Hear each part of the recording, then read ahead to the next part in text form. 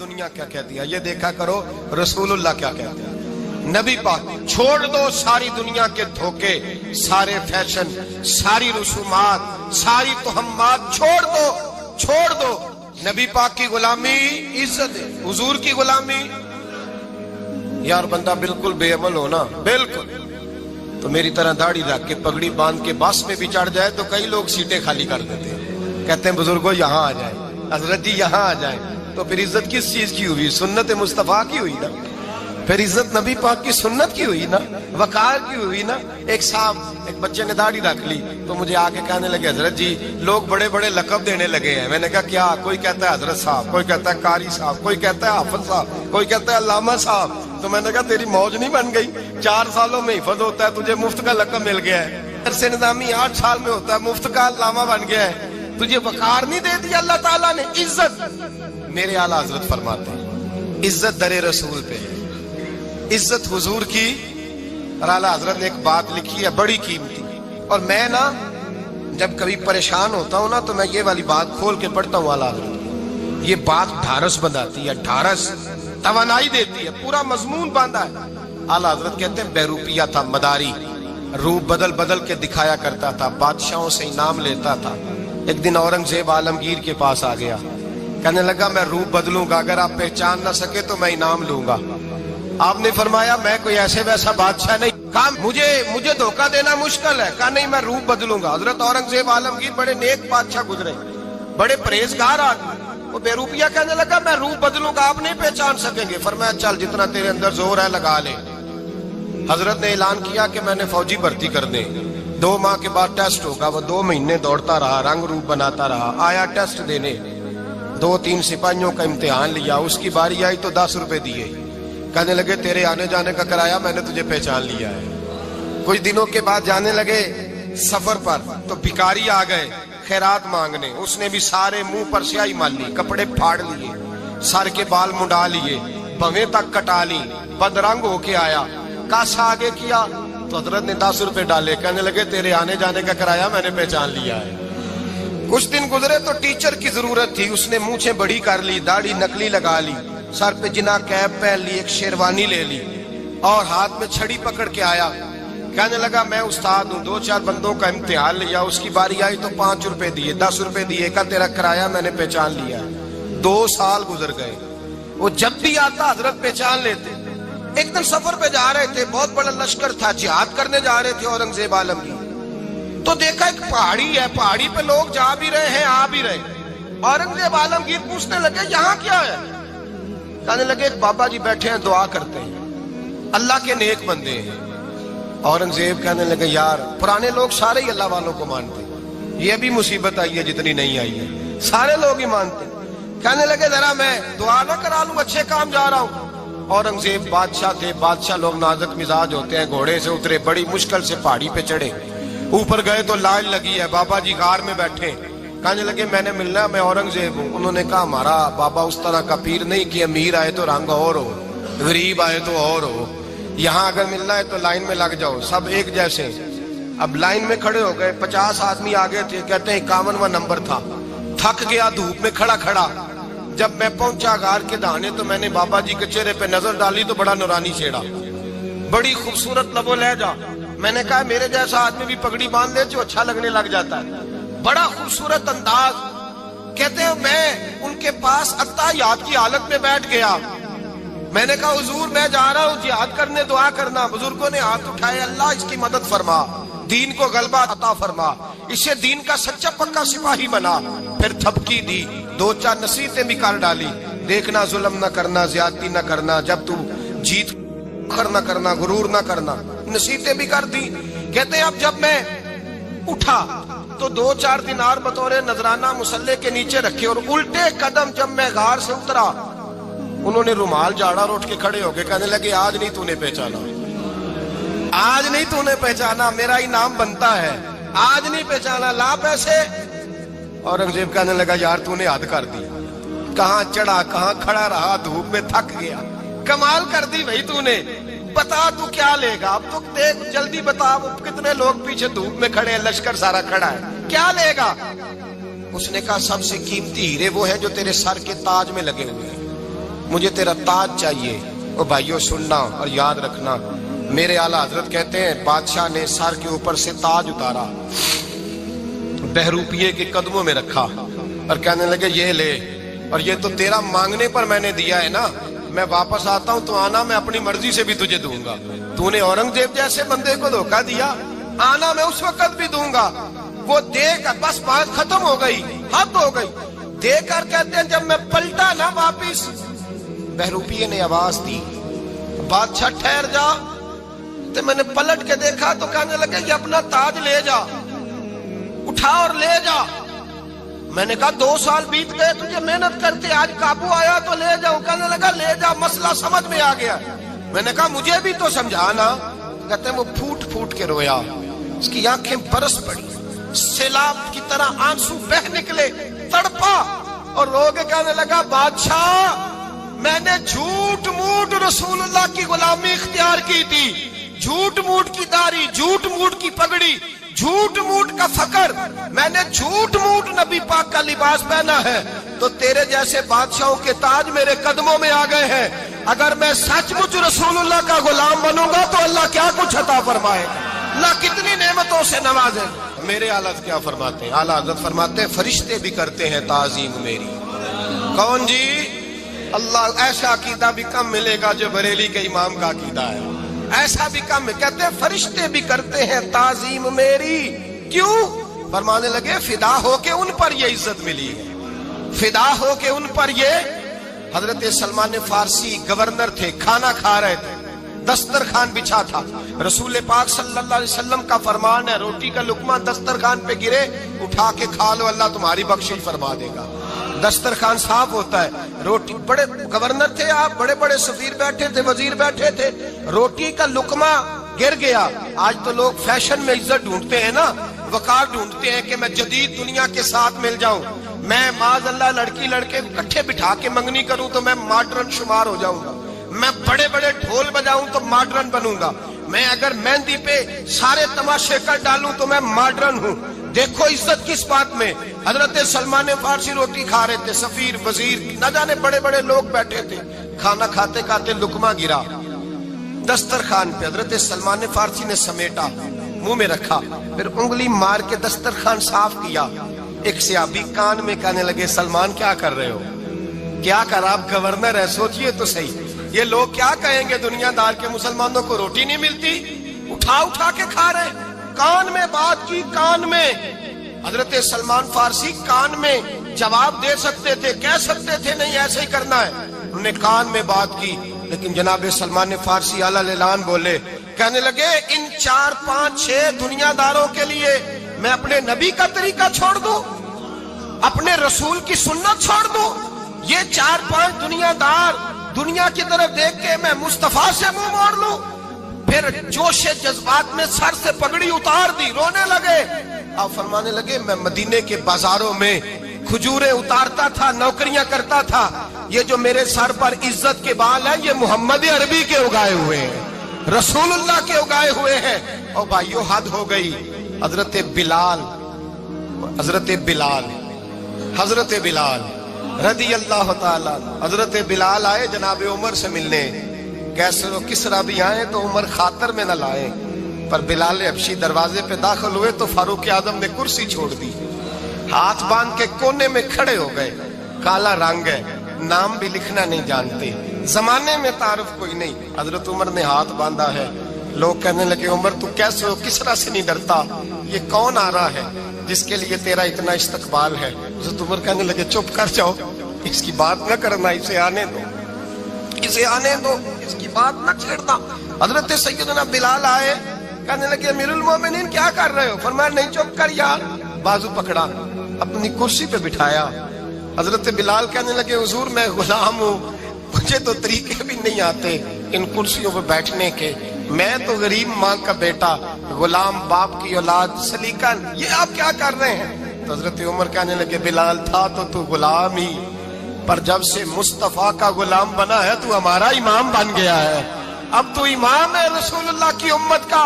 فرمایا وہ مجھے دن یاد ہے جب مکہ فتح ہوا تھا، بت ٹوٹ گئے تھے، بڑے بڑے سردار تھے، اور میرے نبی نے فرمایا بلال سے کہو کعبے کی چھت پہ چڑھ کے اذان دے. تو لوگوں نے کہا حضور یہ سارے جل گئے ہیں, کسی اور کی ڈیوٹی لگا دے. حضور نے فرمایا چپ کرو. بدر میں مار کھا کے اذان پڑے تو بلال, احد میں پتھر برسے اذان پڑے تو بلال, تپتے صحراؤں میں پڑے تو بلال, ہر جگہ مار کھائے تو بلال. اور آج اگر اللہ نے عزت دی ہے تو میں لوگوں کو دیکھ کے بلال کو عزت نہ دوں؟ میں بتانا چاہتا ہوں کہ رسول اللہ کی غلامی میں عزت ہے. فرمایا کوئی اوپر نہیں چڑھے گا, ابو بکر بھی نیچے, عمر بھی نیچے, عثمان و علی, طلحہ اور زبیر بھی نیچے. شکار کرتا ہوں, کھاتا بھی ہوں, کھلاتا بھی ہوں. جد و جہد کریں, محنت کریں, آگے بڑھیں, ہمت کریں. میرے رسول کریم صلی اللہ تعالیٰ علیہ وآلہ وسلم کے صحابی حضرت سیدنا کعب رضی اللہ تعالیٰ عنہ ارشاد فرماتے ہیں کہ ایک شخص نبی پاک صلی اللہ علیہ وسلم کے سامنے سے گزرا تو صحابہ کرام علیہم رضوان نے اس کی چستی دیکھ کر, بڑا چست نوجوان تھا, بڑا تیز چل رہا تھا, اس کی چستی دیکھ کے صحابہ نے کہا کاش اس کی چستی اللہ کے راستے میں ہوتی, یعنی عبادت میں لگا ہوا ہوتا یا جہاد میں لگا ہوا ہوتا, کاش اس کی چستی اللہ کے راستے میں ہوتی. تو نبی پاک صلی اللہ تعالیٰ علیہ وسلم نے فرمایا اگر یہ اپنے چھوٹے بچوں کی ضروریات پوری کرنے نکلا ہوا تو پھر بھی یہ اللہ کے راستے میں ہی ہے. اور فرمایا اگر یہ شخص اپنے بوڑھے والدین کی خدمت کے لیے نکلا ہوا ہے پھر بھی اللہ ہی کے راستے میں ہے. یعنی اگر رزق کما کے بچوں کا پیٹ پالتا ہے پھر بھی رب ہی کا راستہ ہے, اور اگر یہ رزق کما کے بوڑھے ماں باپ کی خدمت کرتا ہے تو یہ راستہ بھی اللہ ہی کا راستہ ہے. اور نبی پاک صلی اللہ تعالی علیہ وسلم نے فرمایا اگر یہ اپنے آپ کو سوال سے بچانے کے لیے یہ کام کر رہا ہے, یعنی مجھے کسی کے آگے ہاتھ نہ پھیلانا پڑے, تو پھر بھی یہ اللہ ہی کے راستے میں ہے. ہاں اگر یہ ریاکاری کے طور پر, فخر کے طور پر یہ کام کر رہا ہے تو پھر یہ شیطان کی راہ میں. اگر صرف اس لیے مال جمع کر رہا ہے کہ میں ذرا لوگوں کو پتہ چل جائے بڑا مالدار ہوں, میرا بعض لوگوں کے اوپر ذہن ہوتا ہے آگے بڑھنے کا, شوق ہوتا ہے بلا وجہ چیزوں کو جمع کرنے کا, فخر بتانے کا, ریاکاری کرنے کا. فرمایا اگر ریاکاری کے ارادے سے ہے تو پھر یہ شیطان کے راستے میں ہے. اور اگر یہ بوڑھے ماں باپ کے لیے رزق کما رہا ہے, چھوٹے بچوں کے لیے کما رہا ہے, اپنے آپ کو سوال سے بچانے کے لیے کما رہا ہے, تو پھر یہ اللہ ہی کے راستے میں, پھر یہ جہاد ہی کر رہا ہے, پھر یہ عبادت ہی میں مشغول ہے, یہ اللہ ہی کے راستے میں. رسول کریم صلی اللہ تعالیٰ علیہ وسلم نے جو سبق ہمیں پڑھایا وہ صرف یہ ہے کہ رزق کماتے وقت تمہاری نیت کا اعتبار ہے. تمہارا ارادہ کیا تھا رزق کماتے وقت؟ ارادہ کیا تھا؟ بہت بڑے بنگلے بنانے کا ارادہ تھا, جائیدادیں جمع کرنے کا ارادہ تھا, بعض رشتہ داروں کو نیچا دکھانے کا ارادہ تھا, بلا وجہ ڈینگے مارنے کا اور اونچی اونچی باتیں کرنے کا ارادہ تھا, یا تمہارا ارادہ یہ تھا کہ حلال آ جائے تاکہ میں سوال سے بچ جاؤں, تاکہ مجھے کسی کے سامنے ہاتھ نہ پھیلانا پڑے؟ یہ حدیث ہمیں صحیح بخاری میں ملتی ہے. نبی پاک صلی اللہ تعالیٰ علیہ وسلم نے فرمایا بے شک مال بڑا سرسبز ہے اور بڑا میٹھا ہے. فرمایا جس نے اچھی نیت کے ساتھ مال حاصل کیا بڑا میٹھا ہے, بڑا سرسبز ہے, اور جس نے اچھی نیت کے ساتھ حاصل کیا اللہ اسے برکت عطا کر دے گا. تھوڑے پیسوں میں برکت ہو جائے گی, تھوڑے میں بھی. کئی دفعہ تھوڑے پیسے ہوں گے پر ختم نہیں ہوں گے, ان میں برکت ہو جائے گی, نیت اگر ٹھیک ہے. اور حضور صلی اللہ تعالیٰ علیہ وآلہ وسلم نے ارشاد فرمایا اگر کسی نے بری نیت کے ساتھ حاصل کیا تو اس میں برکت نہیں ہوگی, اس کے اندر پھر اس کے لیے وہ خیر نہیں ہوگی جو اچھی نیت پہ ہوتی. اور فرمایا یہ ایسا رزق ہے جسے کھائے گا پر پیٹ نہیں بھرے گا, سیر نہیں ہوگا. رزق کس نے کھا لیا ہے, چونکہ نیت یہ تھی کہ تفاخر کے لیے جمع کرنا, دولت ہونی چاہیے, بنگلہ ہونا چاہیے, لوگوں کو پتہ چلے کہ یہاں بھی ایک سیٹ صاحب ہوتے ہیں. تو یہ نیت پر ڈپینڈ کرتا ہے کہ آپ کا ارادہ رزق کماتے کیا ہے. بہت زیادہ محنت کرنے کی کوشش کریں, بالخصوص نوجوان اپنے دلوں کے اندر یہ جد و جہد پیدا کریں کہ ہم نے محنت کر کے رزق کمانا ہے. یہ جو ہاتھ پھیلاتے ہیں یہ بزدل لوگ ہوتے ہیں, یہ کمزور لوگ ہوتے ہیں. یہ ہاتھ جب کسی کے آگے کوئی شخص پھیلاتا ہے تو اپنی خودداری کا سودا کرتا ہے, اپنی عزت بیچتا ہے, اپنے وقار کو داؤ پہ لگاتا ہے. جب وہ ہاتھ پھیلاتا ہے, کشکول طلب جب دراز کرتا ہے, کبھی بھی اللہ کے علاوہ, اللہ کے محبوب علیہ السلام کے علاوہ آپ کسی کے سامنے کشکول طلب دراز نہ کریں. اور میری ساری زندگی یہ رائے رہی ہے کہ اچھا تاجر وہ ہوتا ہی نہیں جو پیسے زیادہ کماتا ہے. अच्छा घर का सरबराह वो नहीं होता जो दौलत ज्यादा जमा करे, बल्कि अच्छा आदमी तो वो होता है जिसके खर्चे कम होते हैं। जो उसके पास है उसके अंदर उसे मैनेज करना आता है।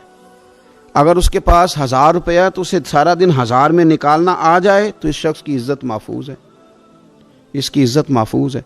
और अगर 10,000 के अंदर भी उसे तबीयत नहीं है, उसे चाहत नहीं है, उसे खबर ही नहीं है मैंने किस तरह वक्त गुजारना है, तो फिर ये शख्स अपने आप को भी रुसवा करेगा और अपनों के लिए भी शर्मिंदगी का बायस बनेगा। मेहनत करें, कोशिश करें, अपने आप को फारिग ना रखें। फारिग आदमी को जंग लग जाता है। फारिग तो कोई घर पड़ा रहे तो बाज़ लोग कहने लगते हैं कि यहाँ तो जिन्नों का कब्ज़ा हो गया है। फारिग ज़हनों पर शैतानों का कब्ज़ा हो जाता है। कुछ करें, मेहनत करें, जद्दोजहद करें, आगे बढ़ें। हमारे बुजुर्ग फरमाते हैं कि पानी चल रहा हो तो वो पाक होता है, अगर खड़ा हो जाए तो फिर उसके पाक होने का मसला बदल जाता है। चलते रहें, हरकत करें, जद्दोजहद करें, आगे बढ़ें, हिम्मत करें। जो लोग हिम्मत करते हैं रब ताला उनकी मदद करता है। आप तिजारत करें। हुजूर सल्लल्लाहु अलैहि वसल्लम ने तिजारत फरमाई, नबी पाक सल्लल्लाहु अलैहि वसल्लम ने तिजारत फरमाई। कितना बड़ा दर्जा हुजूर ने इरशाद फरमाया। अल्लाह के प्यारे महबूब सल्लल्लाहु ताला अलैहि वसल्लम इरशाद फरमाने लगे, ये हदीस पाक आपको तिरमिज़ी में और दीगर किताबों में मिलेगी। फरमाया जो ताजर सच्चा होगा ना, तिजारत करे पर सच बोले, सौदा जो है वही बताए। सच्चा जो ताजर होगा उसे अल्लाह तबारक व तआला क़यामत के दिन नबियों, सिद्दीकों और शहीदों के साथ जगह अता फरमाएगा। और इतना बड़ा दर्जा, यानी उसे सिद्दीकीन के साथ खड़ा कर दिया, शुहदा के साथ। हालांकि ये शहीद नहीं हुआ, ये तो दुकान करता रहा वक्त पे। अल्लाह ने इसे अपने अंबिया के साथ जगह दे दी। इसका मतलब है रब सिर्फ मस्जिद में नहीं मिलता, दुकान पे भी मिल जाता है। शर्त यह है कि दयानतदारी के साथ तिजारत की जाए, दयानतदारी के साथ। एक तो ये कि ये काम करें, फिर ये कि बहुत सारे सहाबा खेती बाड़ी करते थे, बहुत सारे सहाबा। और हुजूर सल्लल्लाहु ताला अलैहि वसल्लम ने फरमाया अगर तुमने कोई दरख्त लगाया, पौधा लगाया, तो जो भी जानदार उससे नफ़ा हासिल करेगा अल्लाह तुम्हें उसका अजर अता करेगा। कोई भी आप खेती बाड़ी करें, मेहनत करें, जद्दोजहद करें, फिर उससे आगे हाथ से मजदूरी करना है, हाथ से मजदूरी। मेरे दादा जान का इंतकाल, उनकी उम्र 90 साल से ज़्यादा थी जब वो दुनिया से गए थे। तो आखिरी दिन गुस्ल के बाद जब मैंने उनके हाथ को खोला था तो तब भी उनके हाथों पर मेहनत के निशान थे, अभी भी उनके हाथों पे छाले थे। वो जो पक्के पड़ गए थे ना, वो सारी ज़िंदगी रहे मेरे वालिद साहब के हाथों पे हमेशा। क्योंकि दामान तवक्कुल की ये खूबी है कि उस पर पेवंद लगे होते हैं पर धब्बे नहीं होते।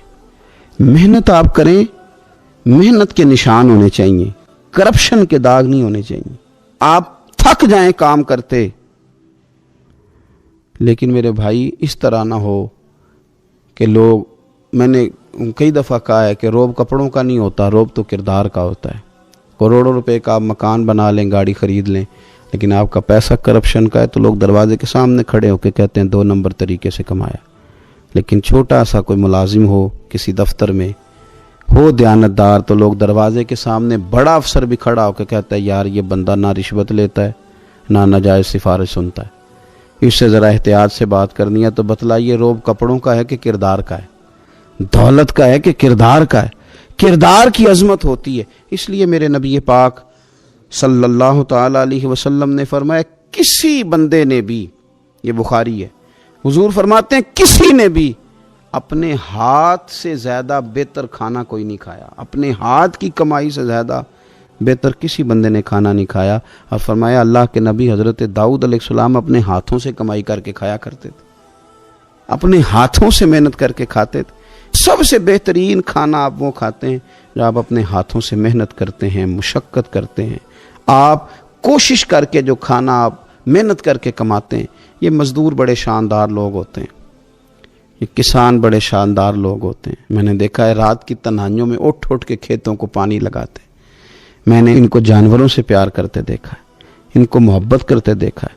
मैंने देखा है कि ये बहुत सारे दुनियावी तकल्लुफ़ात से निकल जाते हैं, इनको ज़्यादा फिक्र नहीं रहती कि मेरे कपड़ों पे धब्बे हैं कि यहाँ किस तरह का माहौल है। मैंने देखा है कि इनकी ईदें तक अपने जानवरों के साथ गुजरती हैं, उनके साथ वक्त गुजारते हैं, प्यार करते हैं। آپ جب محنت کا ارادہ کرتے ہیں تو اللہ بڑا نوازتا ہے. اپنی زندگی محنت والی، جد و جہد والی بنائیں. اور یاد رکھیں ہماری سوسائٹی کے اندر اتنے زیادہ غم نہیں ہیں. سب سے زیادہ پریشانی یہ ہے کہ جوان سست ہو گئے. علامہ اقبال نے کہا تھا لہو مجھ کو رلاتی ہے جوانوں کی تن آسانی. جوان اصل میں کمزور ہو گئے، اس لیے خرابی زیادہ بڑھ گئی. اگر جوان تازہ دم ہوں، سستی کو چھوڑیں، آگے بڑھنے کا جذبہ پیدا کریں. اٹھ باندھ کمر کیوں ڈرتا ہے، پھر دیکھ خدا کیا کرتا ہے. کوشش کریں، ہمت کریں، محنت کے ساتھ رزق کمائیں، اپنوں کا سہارا بنیں، اپنوں سے پیار کریں. اتنے زیادہ غریب لوگ نہیں ہیں ہمارے ہاں. صرف یہ ہے کہ جو محنت کر سکتے ہیں انہوں نے محنت چھوڑ دی ہے. سورہ ابراہیم کی پہلی آیہ مبارکہ میں فرمایا کہ الف لام را کتاب انزلناہ الیک لتخرج الناس من الظلمات الی النور. فرمایا اے محبوب علیہ السلام، یہ کتاب ہم نے آپ پر نازل کی ہے تاکہ آپ لوگوں کو اندھیروں سے نور کی طرف لے جائیں، تاکہ آپ لوگوں کو اندھیروں سے نکال کے نور عطا فرما دیں. بِإِذْنِ رَبِّهِمْ إِلَى صِرَاط، اور اپنے رب کے حکم سے اپنے رب کے رستے کی طرف لوگوں کو لے جائیں. العزیز الحمید، وہ رب جو بڑا غالب بھی ہے اور جو حمد کیا گیا ہے، جس کی حمد کی جاتی ہے، اس کے رستے کی طرف آپ لوگوں کو لے جائیں. من الظلمات الی النور، لوگوں کو اندھیروں سے نکالیں اور ظلمات سے نکال کے انہیں نور دیں.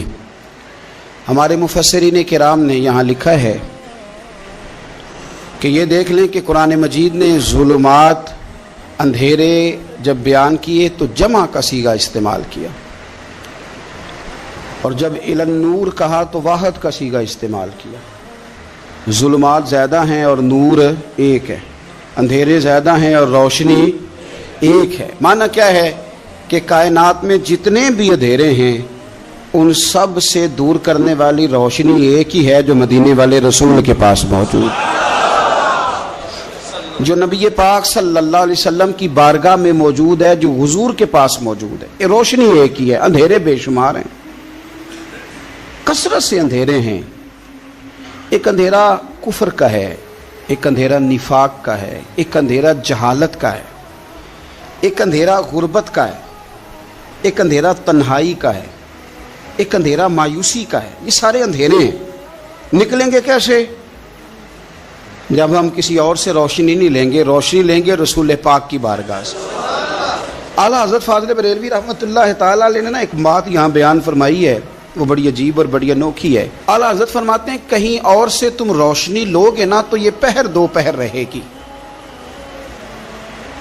یہ جتنی چاندنی، جتنی روشنی ہے، یہ ڈھل جاتی ہے، ڈھل رہی ہوتی ہے. یہ چاند کی جو چاندنی ہے نا، یہ ڈھلتی ہے، پورے عروج پہ جاتا ہے، پھر کم ہوتا ہے، پھر کم ہوتا ہے، پھر کم ہوتا ہے، پھر کم ہوتا ہے. فرماتے ہیں ایک روشنی ایسی ہے جو کبھی کم نہیں ہوتی، اور اس روشنی کا نام نور مصطفیٰ ہے صلی اللہ تعالی علیہ وسلم. فرمانے لگے ماہ مدینہ اپنی تجلی عطا کریں، اے ماہ مدینہ اپنی تجلی عطا کریں. یہ ڈھلتی چاندنی تو پہر دو پہر کی ہے. یہ جو ہمارے پاس چاند کی چاندنی ہے، یہ تو ڈھل رہی ہے، پہر دو پہر رہے گی. اے ماہ مدینہ آپ اپنی تجلی عطا.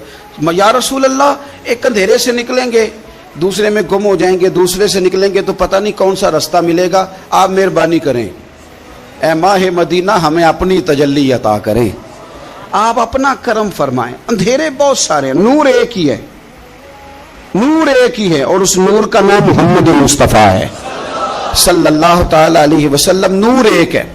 میرے عزیز، آپ جتنا مرضی بھاگ لیں، جتنا مرضی دوڑ لیں، جتنی مرضی آپ ترقی کر لیں، پڑھ لیں، جو مرضی کر لیں، اندھیرے پیچھا نہیں چھوڑتے. اس لیے کہ یہ اندھیرے گہرے ہیں، ان کے مختلف روپ ہیں، ان کے مختلف رنگ ہیں، یہ مختلف طرح کے اندھیرے ہیں. یہ آپ کا پیچھا تب چھوڑیں گے جب آپ نور مصطفیٰ سے روشنی حاصل کریں.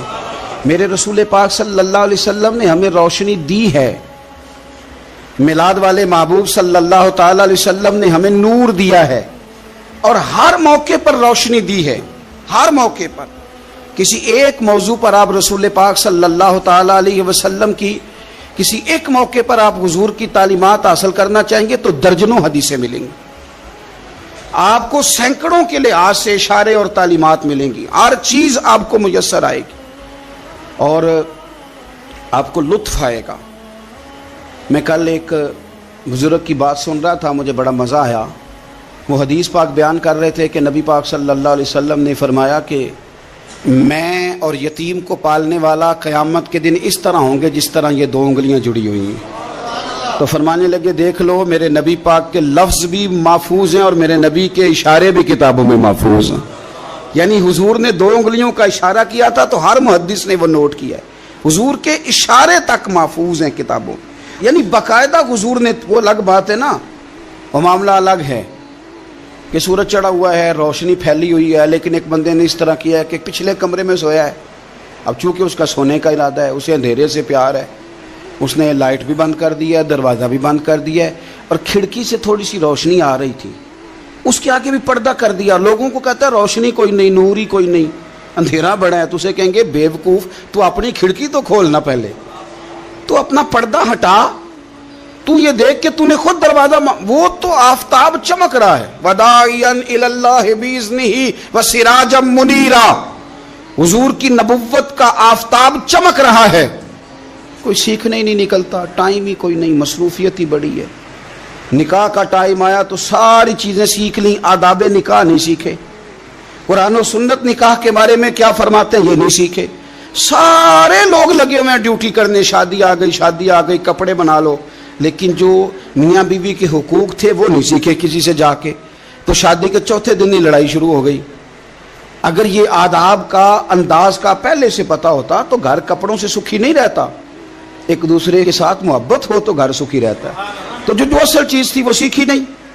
یہی رویہ ہمارا سارے کاموں میں، محبوب نے جو ہمیں ہدایت عطا فرمائی تھی، جو روشنی دی تھی، ہم نے اس سے فائدہ نہیں لیا۔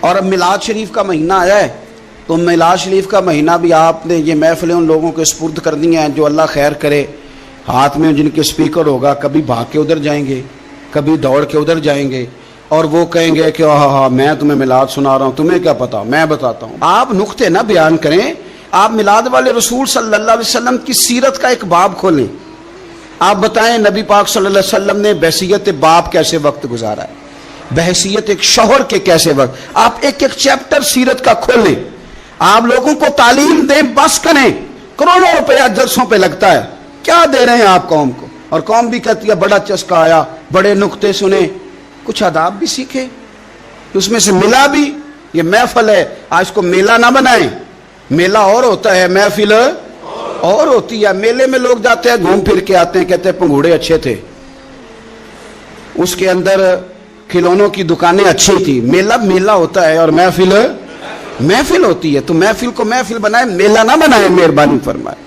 میرے عزیز، آپ میری بات پر غور کریں گے اور اسے یاد رکھیں گے، ایک تو ہے کہ ایز اے اسپیشل میرے نبی پاک نے تعلیمات، اور ایک یہ کہ حضور ویسے کسی سے گفتگو کریں تو اللہ اسے ہدایت عطا فرما دے۔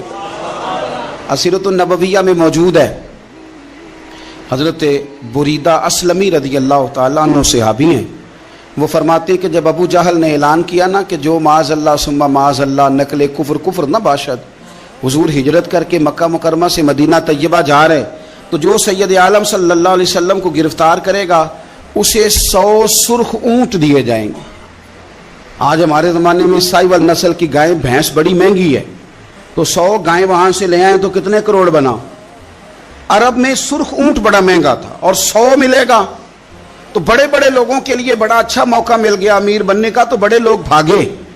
بریدہ کہتے ہیں میں اکیلا نہیں، 70 بندے میں نے ساتھ لیے، چونکہ انعام ہی بہت تگڑا تھا، 70 بندے ساتھ لے کے میں گیا حضور کو گرفتار کرنے۔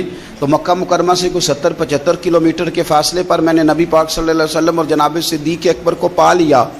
کہتے ہیں جب 70 سواروں کے ساتھ، ان کے ہاتھ میں نیزے ہیں، تلواریں ہیں، ان 70 سواروں کے ساتھ جب میں وہاں پہنچا اور جناب صدیق اکبر رضی اللہ تعالیٰ عنہ نے ہمیں آتے ہوئے دیکھا تو تھوڑا گھبرائے۔ کہتے ہیں صدیق اکبر گھبرا رہے تھے کہ 70-71 بندے آ گئے، پر حضور زیر لب تھوڑا تھوڑا مسکرا رہے تھے، حضور زیر لب تھوڑا تھوڑا مسکرا رہے تھے، اور نبی پاک صلی اللہ علیہ وسلم بڑے اطمینان کے ساتھ بیٹھے۔ بریدہ آ گئے اور جب آ کے کھڑے ہوئے نا تو حضور نے پوچھا تمہارا نام کیا ہے؟ ایک بندہ گرفتار کرنے آیا ہے، میں نے کہا کہ جب آپ کو بڑا ڈر چڑھا ہو تو روشنی مدینے والے رسول عطا کریں گے، چاروں جانب خوف ہو تو نور میرے نبی سے لے لو، انشاءاللہ دل ٹھنڈا ہو جائے گا۔ حضور نے نہ پوچھا تھا، بندہ پکڑنے آیا ہے، وہ آیا 70 بندے لے کے گرفتار کرنے، حضور پوچھتے ہیں تیرا نام کیا ہے؟ کہتے بریدہ، برد عربی میں ٹھنڈے کو کہتے ہیں۔ حضور جناب صدیق اکبر کی طرف دیکھ کے فرمانے لگے کوئی ڈرنے والی بات نہیں، یہ تو معاملہ ہی ٹھنڈا ہے سارا۔ حضور فرمانے لگے تیرا قبیلہ کون سا ہے؟ کہنے لگے حضور بنو اسلم۔ اسلم سلام، یہ سلامتی سے نکلیں۔ اس نے کہا بنو اسلم میں سے ہوں، تو حضور فرمانے لگے ابو بکر یہ اور مسئلہ ٹھیک ہو گیا، یہ تو معاملہ کوئی فتنے والا نہیں، یہ تو سارا کام ہی سلامتی والا ہے۔ حضور نے تیسرا سوال کیا اور آخری سوال کیا، فرمانے لگے بنو اسلم قبیلے کی تو بڑی شاخیں ہیں، تو کس شاخ سے؟ کہا حضور بنو سہم میں سے۔ سہم کا معنی حصہ۔ تو حضور فرمانے لگے تو فکر نہ کر، تجھے تیرا حصہ ملے گا۔ تو حضرت بریدہ کہتے ہیں میں نے کہا پھر آپ کا نام کیا ہے؟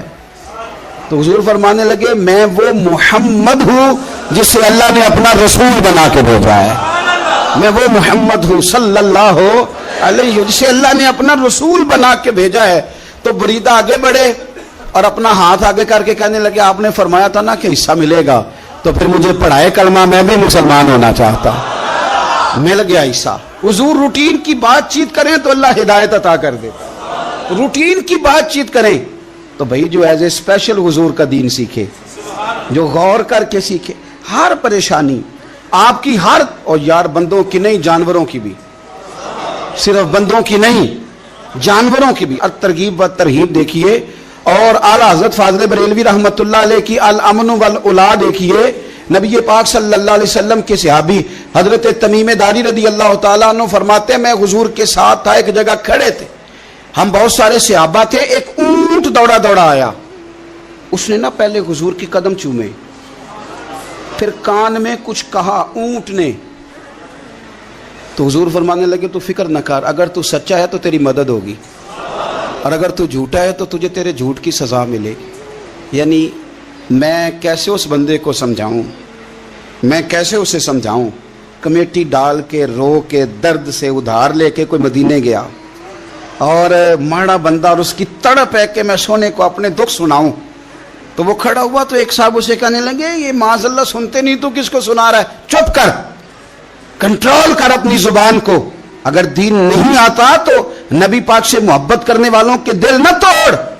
جو رسول اونٹوں کی بولیاں بڑے خوب طریقے سے جانتے ہیں وہ اپنے غلاموں کی باتوں کو نہیں سنتے، یہ تو نے کیسی بات کر دی۔ اعلیٰ حضرت کہتے ہیں لب واہ ہے، آنکھیں بند ہیں، پھر بھی پھیلی ہیں جھولیاں، کہتے ہیں لب کھلے ہیں آنکھیں بند ہیں اور میری جھولی پھیلی ہے، میری جھولی، پتہ نہیں آپ کو بھی اتنا ہی مزہ آ رہا ہے جتنا مجھے آ رہا ہے کہ یہاں آپ سوچتے ہیں۔ کہتے ہیں لب واہ ہیں، آنکھیں بند ہیں، پھیلی ہیں جھولیاں۔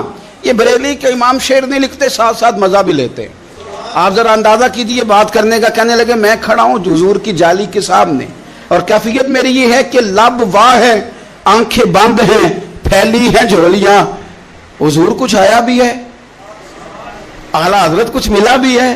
اب دیکھیں کسی کے سوال سے پہلے جواب دیتے ہیں، کہتے ہیں لب واہ ہیں، آنکھیں بند ہیں، پھیلی ہیں جھولیاں، اور کتنے مزے کی بھیک تیرے پاک در کی ہے، کتنے، اور خالی بھیک نہیں ملی، مزہ بھی بڑا ہی آیا ہے، یعنی وہاں سے لینے کا، بھیک لینے کا مزہ بھی، خود بھیک دیں خود ہی کہیں منگتے کا بھلا ہو۔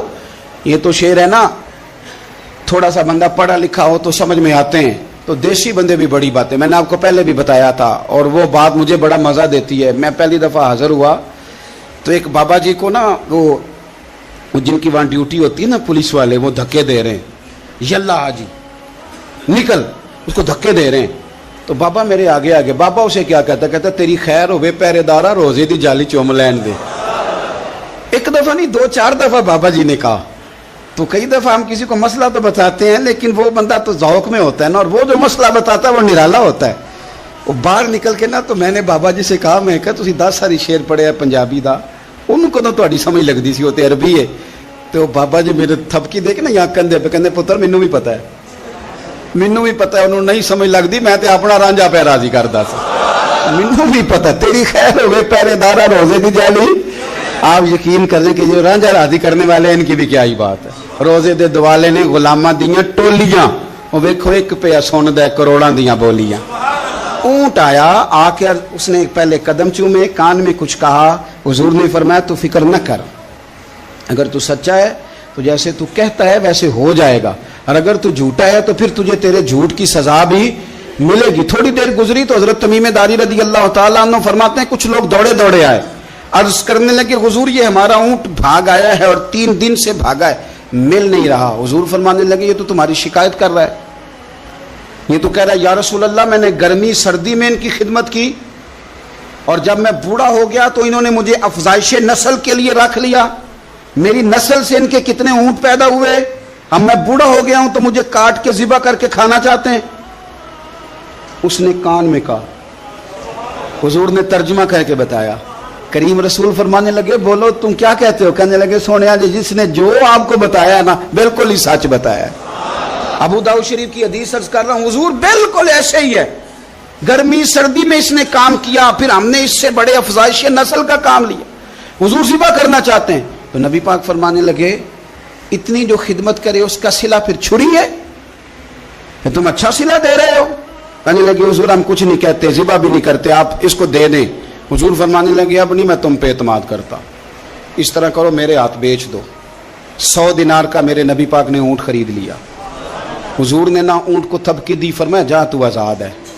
اونٹ نے نا پتہ نہیں کیا باتیں کی، ایک بات کی تو حضور نے فرمایا آمین، دوسری کی تو کہا آمین، تیسری کی دعا کی تو کہا آمین، چوتھی بات اونٹ نے کی تو نبی پاک رو پڑے۔ اونٹ چلا گیا، صحابہ کہتے ہیں عرض کی یا رسول اللہ اونٹ نے کیا کہا ہے؟ تو حضور فرمانے لگے اس نے پہلی دفعہ یہ کہا ہے کہ یا رسول اللہ اللہ آپ کو میری طرف سے، اسلام کی طرف کے اور قرآن کی طرف سے بہترین صلہ عطا کرے۔ تو میں نے کہا آمین، اور پھر اس نے کہا دوسری دعا دی، اے اللہ کے پیارے رسول صلی اللہ علیہ وسلم جس طرح آپ نے آج میرا خوف دور کیا ہے، میں دعا کرتا ہوں اللہ آپ کی امت سے قیامت کا خوف دور کرے۔ اور میں نے کہا آمین۔ تو نبی پاک صلی اللہ تعالی علیہ وآلہ وسلم فرماتے ہیں پھر اس نے تیسری دعا کی، عرض کی یا رسول اللہ صلی اللہ تعالی علیہ وسلم جس طرح آج آپ نے میرا خون بچایا ہے، سنیا میری دعا ہے رب تیری امت کا خون محفوظ کرے۔ تو میں نے کہا آمین۔ حضور فرماتے ہیں پھر اس نے چوتھی دعا کی، یا رسول اللہ میری دعا ہے آپ کی امت لڑے نہ، جنگ و جدال نہ کرے، آپس میں گلے نہ کاٹے۔ تو حضور فرماتے ہیں میں نے آمین بھی کہا اور میں رو بھی پڑا، اس لیے کہ یہ دعا میں نے اپنے رب کریم سے مانگی تھی کہ اے اللہ میرے امتی لڑے نہیں، آپس میں لڑے نہیں۔ اور یارو بچے لڑتے ہیں، بچے لڑتے ہیں تو کیا باپ خوش ہوتا ہے؟ وہ تو پریشان ہوتا ہے، روتا ہے میری امت لڑے نا۔ تو میرے رب کریم نے فرمایا محبوب یہ دعا مجھ سے نہ مانگیے، یہ خدا کی حکمت کا تقاضا ہے، یہ لڑیں گے۔ تو نبی پاک صلی اللہ علیہ وسلم فرماتے ہیں جب لڑائی کی بات کی تو میں نے پھر اس وقت میں آبدیدہ ہو گیا، میں رو پڑا، یہ نازک مسئلہ ہے، تکلیف والا ہے کہ یہ لڑیں گے، کچھ لوگ فرقے بنا لیں گے، الگ عقیدے گھڑ لیں گے اور سچے سچے مسلمانوں سے لڑیں گے۔ میرے بھائی یاد رکھ لیں کہ رسول پاک تو جانور اندھیرے میں ڈوب جائے تو نکال دیتے ہیں، تو امتی کیوں کہیں اور روشنی تلاش کرتا پھرتا ہے؟ وہ روز کہے کہ ماہ مدینہ اپنی تجلی عطا کرے۔ یہ ڈھلتی چاندنی تو پہر دو پہر کی ہے، میرے رسول پاک صلی اللہ علیہ وسلم ہر ایک کا خوف دور کرتے، ہر ایک کی پریشانی دور کرتے، ہر ایک کو حضور نوازتے، ہر ایک پر کرم نوازی۔ حضرت مولا علی شیر خدا رضی اللہ تعالیٰ عنہ ارشاد فرماتے ہیں کہ ایک عرابی نبی پاک صلی اللہ علیہ وسلم کی بارگاہ میں آیا اور اس نے بار بار سوال کیا، بار بار حضور سے سوال کرنے لگا۔ سرکار کی عادت تھی کہ جب آپ کی طبیعت مبارک، مزاج مبارک بڑا ٹھنڈا ہوتا تھا تو آپ سوالوں کے جواب دیتے، اور جب کوئی سوال کا جواب نہ دینا چاہتے تو خاموش ہو جاتے، لیکن اس نے بار بار اصرار کیا نا۔ یہ مجموع الزوائد میں حدیث موجود ہے، راوی ہے مولا علی شیر خدا۔ دیکھیں حضور کا نور دینے کا شوق کتنا ہے۔ نبی پاک صلی اللہ تعالی علیہ وسلم سے جب اس اعرابی نے بار بار سوال کیا نا تو پھر حضور خود فرمانے لگے چل پھر مانگ تو کیا مانگتا ہے۔ مولا علی فرماتے ہمیں بڑا رشک آیا، ہمیں بڑا ناز آیا، ہم نے کہا کیا بات ہے؟ حضور نے فرمایا مانگ کیا مانگتا ہے؟ اب یہ نبی پاک سے جنت مانگے گا۔ اور دنیا میں بیٹھے بیٹھے اپنے لیے جنت کی ٹکٹ بک کرا لے گا, اپنے لیے یہ جنت کے اندر بہترین محل اپنے لیے الاٹ کرا لے گا. لیکن بڑا ہی بولا تھا. میں کیا کروں, آج بھی اس طرح کے بھولے بے شمار ہیں. عقیدت سے جاتے ہیں, کامل شیخ کے پاس جاتے ہیں, مانگتے کیا ہیں جا کے دنیا کی دولت, یعنی کاروبار نہیں چلتا. یہ تو بات کسی سیٹ سے بھی کر لیتے تو اچھے کاروبار کا مشورہ دے دیتے. تم کسی درویش کے پاس گئے تھے تو اس سے مصطفیٰ کی نظر کرم مانگنی تھی, اس سے اللہ کی رحمت کا سوال کرنا تھا, اس سے کہنا تھا کہ ایک خیر کی نظر ڈالیں, انظرنا, یہ کہنا چاہیے تھا. یہاں کیا انداز ہے, عام دام برسر مطلب. مولا علی شیر خدا فرماتے ہیں ہمارا خیال تھا جنت مانگے گا, پر بڑا بھولا آدمی تھا. کہنے لگا یا رسول اللہ صلی اللہ علیہ وسلم میں نے سفر کرنا ہے, مجھے سواری کے لیے ایک اونٹ دے دیں. تو حضرت علی فرماتے ہیں ہمیں اس نے سوال تو کیا پر جو ہماری طبیعت تھی اس مطابق اس نے نہیں کیا, یعنی جس طرح کا دروازہ تھا اس طرح کی بھیک نہیں مانگی. اس نے اونٹ مانگا, حضور نے فرمایا چل دیا تجھے. گویا حضور نہ دھیرے دور کرنا چاہ رہے ہیں اس کے, فرمایا چل اونٹ دے دیا, اب تو کچھ اور بھی مانگ لے. حضرت علی کہنے لگے لو بڑے نصیب والا, ایک چانس اور ملا ہے.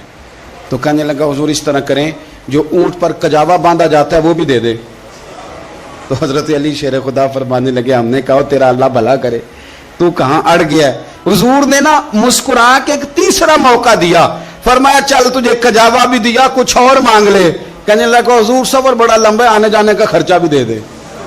تو سرکار دو عالم صلی اللہ علیہ وسلم مسکرائے, فرمایا جا تجھے دیا. پھر حضور نے ایک مثال بیان کی اور فرمایا تجھ سے تو بنی اسرائیل کی وہ بوڑھی ہی اچھی تھی. یا رسول اللہ کون سی؟ فرمایا حضرت موسیٰ علیہ السلام جب اپنے وطن سے ہجرت کر رہے تھے, گھوڑوں پر بیٹھے, اونٹوں پر بیٹھے, لیکن اونٹ گھوڑے جاتے نہیں تھے, واپس لوٹتے تھے. تو حضرت موسیٰ علیہ السلام نے عرض کی اللہ یہ جاتے کیوں نہیں؟ تو رب کریم نے فرمایا اس لیے نہیں جاتے کہ جہاں سے آپ ہجرت کر رہے ہیں نا وہاں ایک جگہ پہ حضرت یوسف علیہ السلام کا تابوت دفن ہے. جناب یوسف علیہ السلام کی قبر مبارک ہے, آپ وہ تابوت بھی نکال کے ساتھ لے جائیں. یہ اگر رب نے بتا دیا تو اللہ یہ بھی تو بتا سکتا ہے نا کہ قبر کہاں ہے. یہ بتا دیا تابوت کہاں, یہ نہیں بتایا. تابوت لے جائیں یہ نہیں بتایا کہاں ہے. یہ حضرت موسیٰ علیہ السلام آپ خود تلاش کریں گے. تو حضرت موسیٰ علیہ السلام نے بنی اسرائیل کے لوگوں سے پوچھا کہ وہ کہاں ہے تابوت حضرت یوسف کا. تو وہ کہنے لگے ہمیں تو نہیں پتہ, ایک بوڑھی اماں ہے پرانی اسے پتہ ہے. حضرت موسیٰ علیہ السلام اس بوڑھی سے ملے تو فرمایا بتا دے کہ وہ تابوت کہاں ہے, حضرت یوسف کی قبر کہاں ہے. آج لوگ کہتے ہیں مزاروں پہ نہیں جانا چاہیے, تو پڑھو نا یہ حدیث کھول کے. نبی پاک صلی اللہ تعالی علیہ وآلہ وسلم فرماتے ہیں کہ دیکھو قبر کا رستہ, مزار کا رستہ بتانے کا وہ عورت قیمت مانگ رہی ہے. حضرت موسیٰ کی ملاقات ہوئی تو آپ نے فرمایا مت میں پتہ ہے جناب یوسف کا مزار کہاں ہے, قبر کہاں ہے؟ کہنے لگی پتہ ہے. آپ نے فرمایا بتا دے. کہنے لگی مفت کیسے بتا دوں, ابھی تو لوگوں کو مزاروں میں جانے کی دلیل نہیں مل رہی, اور یہاں وہ بوڑھی کہتی ہے اور بیان کر رہے ہیں میرے نبی پاک صلی اللہ علیہ وسلم. اور بوڑھی کہنے لگی مفت نہیں بتاؤں گی. تو حضرت موسیٰ فرمانے لگے قیمت لے لے. کہنے لگی بالکل آپ قیمت دیں گے تو بتاؤں گی. فرمایا قیمت کیا ہے؟ کہنے لگی قیمت یہ ہے کہ جنت میں مجھے بھی اس محلے میں مکان چاہیے جس میں حضرت موسیٰ علیہ السلام کا مکان ہو. اس محلے میں مجھے بھی مکان چاہیے, اسی درجے میں آپ کے ساتھ. تو حضرت موسیٰ فرمانے لگے اماں چل تو جنت کا مکان مانگ, تو نے تو بہت بڑی سوسائٹی میں پلاٹ مانگ لیا ہے, وہ تو بڑا اونچا معاملہ ہے, وہاں تو انبیاء اور رسول ہوں گے, تو دور پہنچ گئی ہے, جنت مل جائے گی پر موسیٰ کا ساتھ. تو کہنے لگے جاؤ پھر میں بھی نہیں ایڈریس بتاتی, پتا تو میرے پاس ہی ہے نا, اور کسی کو ہے پتا. تو حضور فرمانے لگے تجھ سے تو وہ بوڑھی اچھی تھی. جب وہ بی بی اڑ گئی کہنے لگی نہیں بتاتی. تو حضرت موسیٰ علیہ السلام عرض کرنے لگے مالک اب کیا کرنا ہے؟ تو رب کریم نے فرمایا موسیٰ آپ جنت میں اپنے پڑوس والے مکان کا وعدہ آپ کر لیں اور بوڑھی کو وہ مکان عطا میں کر دوں گا. آپ وہ مکان کا وعدہ کر لیں, دے دیں گے. حضرت موسیٰ نے وعدہ کیا, پھر بی بی نے پتہ بتایا حضرت یوسف کے مزار کا, اور پھر وہاں سے حضرت یوسف کا تابوت نکال کے لے گئے. حضور فرمانے لگے اور بولے تو نے کیا مانگا؟ اونٹ, کجاوا, خرچہ. اور کاش میں نے تجھے کہا تھا تو نے کچھ مانگا ہوتا. میرے رسول پاک اپنی امت کی توجہ دلاتے ہیں.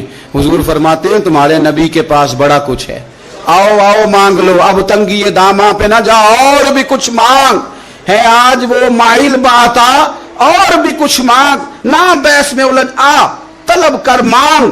مانگا پھر بریلی کے امام نے، کہنے لگے ماہ مدینہ اپنی تجلی عطا کریں، یہ ڈھلتی چاندنی تو پہر دو پہر کی ہے، مہربانی کریں یا رسول اللہ، ایک تجلی، ایک مہربانی کر دے۔ رسول پاک صلی اللہ علیہ وسلم، ایک نا اور بہت بڑا اندھیرا ہے، وہ ہے غربت کی مایوسی کا اندھیرا۔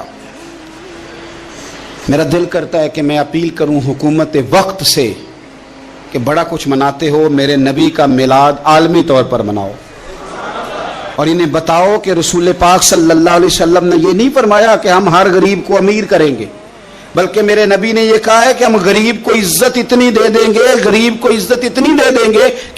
میں مدینے چلا، میں مدینے چلا، میں مدینے چلا، میں مدینے چلا، میں مدینے چلا، میں مدینے چلا، پھر کرم ہو گیا، میں مدینے چلا، پھر کرم ہو گیا، میں مدینے